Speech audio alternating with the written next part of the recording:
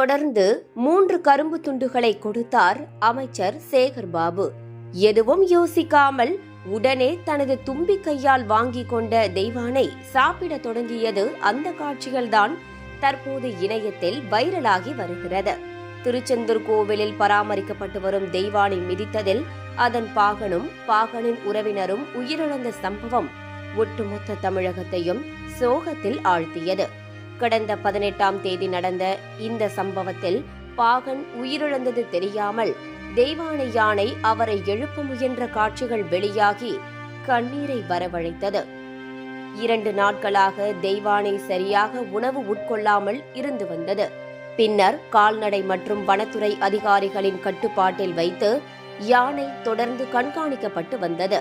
அடுத்த சில நாட்களில் தெய்வானை யானை இயல்பு நிலைக்கு திரும்பி வழக்கம் போல உணவு எடுத்துக்கொண்டது. இந்த நிலையில் தெய்வானை தாக்கி உயிரிழந்த பாகன் உதயகுமார் குடும்பத்திற்கு நிவாரணம் வழங்க திருச்செந்தூர் வருகை தந்தார் அமைச்சர் சேகர்பாபு. இதற்கிடையில் திருச்செந்தூர் கோவிலில் உள்ள தெய்வானை யானையை பார்வையிட்டார். அப்போது அங்கிருந்த யானை பாகனிடம் யானை பற்றி கேட்டறிந்தார். பின்னர் யானை கட்டப்பட்டுள்ள அறைக்கு சென்று பார்வையிட்ட அமைச்சர் சேகர்பாபு தெய்வானைக்கு கரும்பு வழங்கினார்.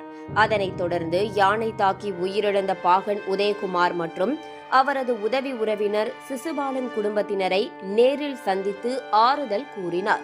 உதயகுமார் குடும்பத்தினருக்கு நிவாரண நிதியாக 10 லட்சமும் அவரது உறவினர் சிசுபாலன் குடும்பத்திற்கு 5 லட்சத்துக்கான காசோலையும் வழங்கினார் அமைச்சர் சேகர்பாபு.